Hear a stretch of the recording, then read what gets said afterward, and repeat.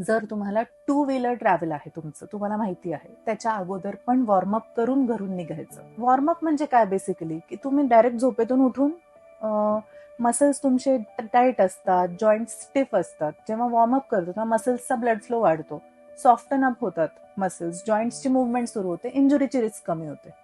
So before any long travel warm up करून निघायचं. Interesting. आणि दुसरं म्हणजे पोस्चर मेंटेन करायचा प्रत्येक गोष्टी. 2 व्हीलरवर बसताना, 4 व्हीलरमध्ये, ऑफिसचं काम देखील करताना फोकस करून माइंडफुली पोस्चरवर लक्ष ठेवायचं. मोठी बॅकपॅक घेऊन नाही जायचं.